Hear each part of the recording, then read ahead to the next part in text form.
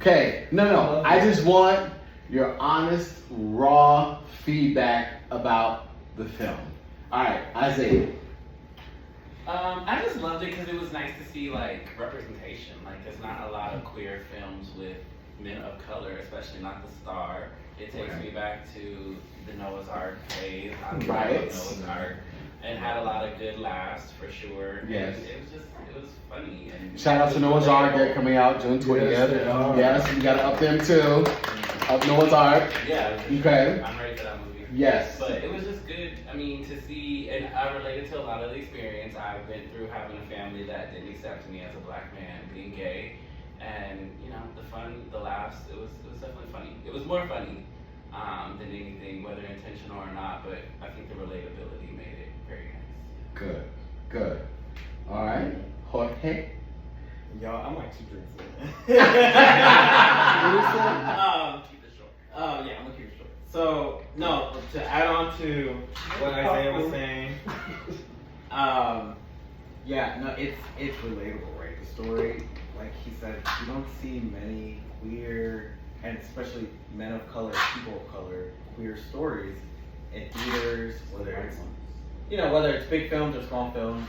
And so I think what I liked a lot about the topic is just talking about, sexuality, but on top of that, DL culture.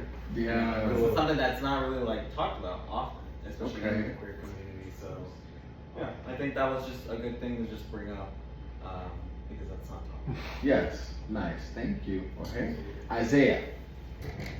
I enjoyed it. It was nice seeing a different kind of film, something that's not as mainstream or as popular as you would think, and as well as it being on the film streaming program as well. So that's also new to me, and probably new to most people. But it's just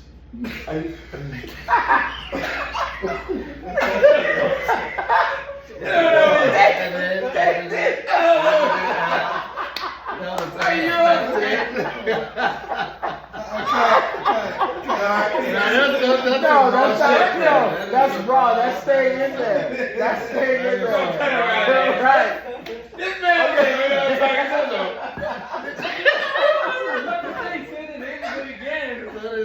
you laughing because he struggles to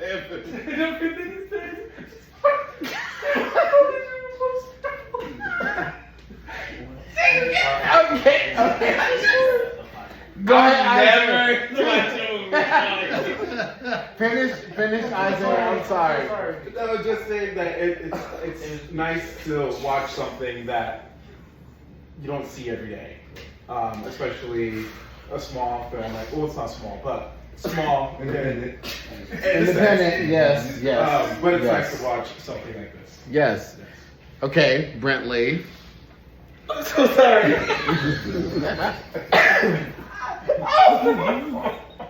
What's the problem?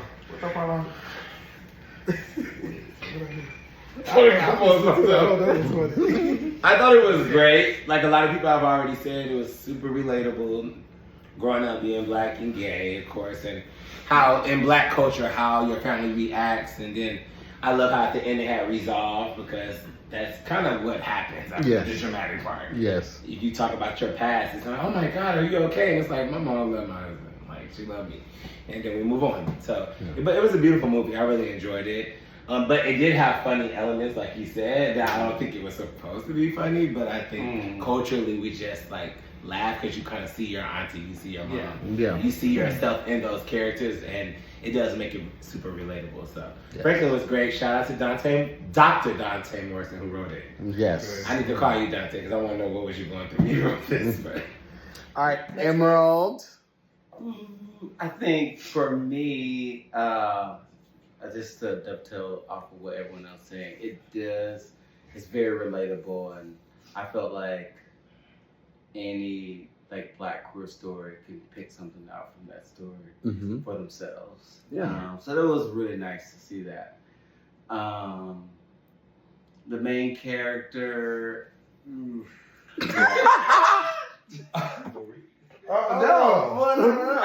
I'm just saying, like, the main character, I just thought he made a lot of like dumb decisions. Okay. And it really hurt me because I felt myself in that.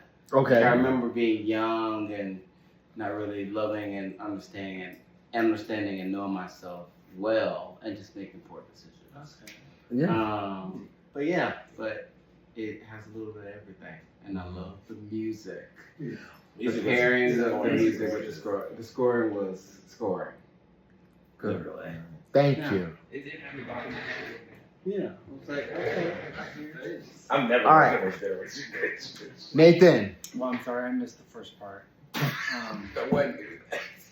Well, so I can only comment on the second half. Yes. Yes. I don't know who that lady is, but she was really, Tangi. Her name is She Tangi. was amazing. she really, Yes. her first scene that I saw was her FaceTiming Uncle Oh, Vic. And yeah. I was like, I don't know, but then she really delivered. She Yeah. brought it home.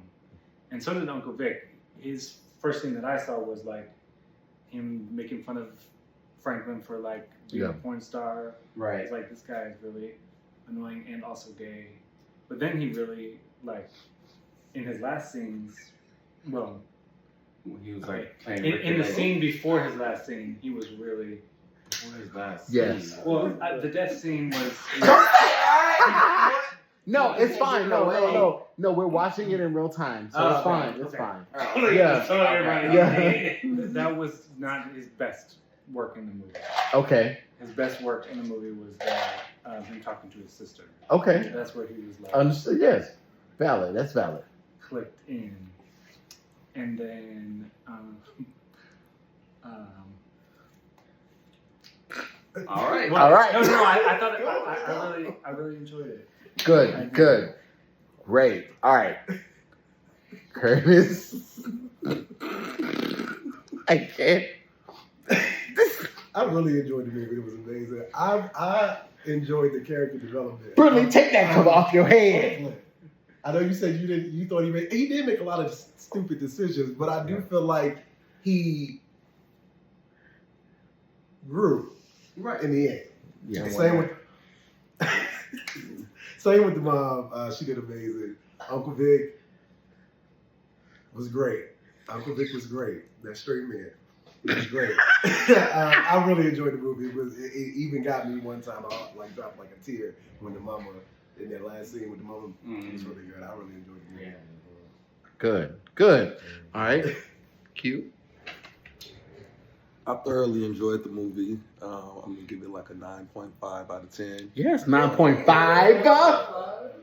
I'll take like it. for me, like growing up, we didn't have these when I was young. All we had was like Noah's Ark, and you would run Yes. into like a gay movie every blue moon if you did some real research. So I love to see how far the LGBTQIA plus portfolio of movies has come. I That's think the right. mom did an amazing job. As a matter of fact, I think it was a really, really good balance of like seasoned actors and actresses and then newbies. So it was able to kind of like make this beautiful, beautiful movie.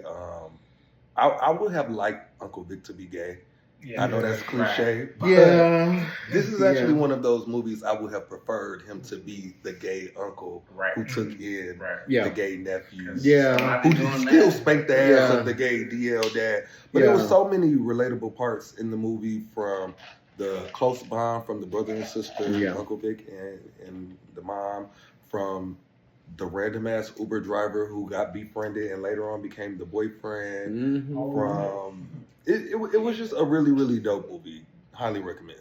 Highly recommend. Thank you. It definitely kept us engaged. I mean, I Huh? definitely wanted to know. It kept us engaged for sure, and I definitely wanted to know how the story was going to unfold. It wasn't as predictable as sometimes you think it's going to be. You're like, okay, well, I think I know what's coming next, and then it kind of goes, and you're like, oh, okay, well, I didn't think that was going to happen. So that's enjoyable too, because I know a lot of queer films for me have gotten pretty predictable. So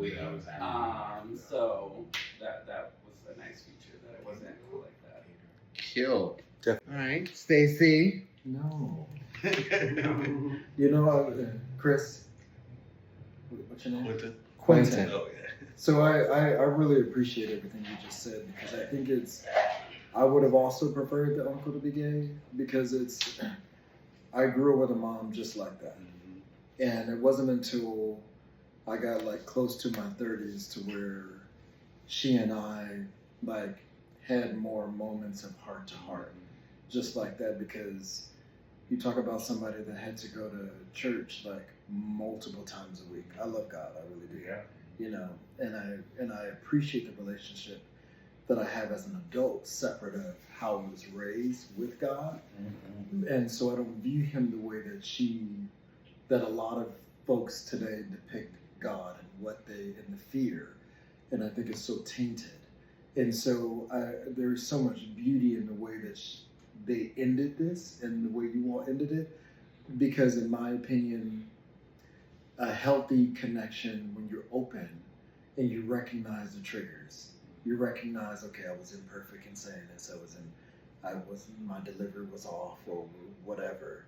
And to see the core of this, like, you came for me. I love you. Like, and that's what we all want. And even uncle, like, I grew up with an uncle that I adored. And the one thing that I knew that no one else in the family knew, that he was gay. He just didn't admit it. You know, we related on so much stuff. And I just and I remember, and he was in prison for like 30 years. And I remember writing to him and like him coming out and us talking about, and I literally said to him, had you came out, it would have been such a release, and just, it would allow me to walk through a door so comfortably and not deal with all the mess that you missed. You know, and it's like, so having someone that I can say, like, you got far more experience than I do. I look up to you already. This is like, your mother is my, like, you know, so it does something to our community. And so what I liked about this is that it just says, Isaiah, if that's his name, we see a lot of the films that are predictable. Whereas like when you have the raw stuff, like with families, and we need to see ourselves more like this, because it's the cheesy shit, you know, excuse the language, it's the cheesiness of it all, it's the predictability, or oh, it's just gonna go right to sex. But outside of that, what are we dealing with behind closed doors with our moms or a parent figure? And for her to be so raw and honest and then develop, it's like, thank God for it. Because there is hope. It gives you hope. It triggers so many heart, like pulls on so many strings.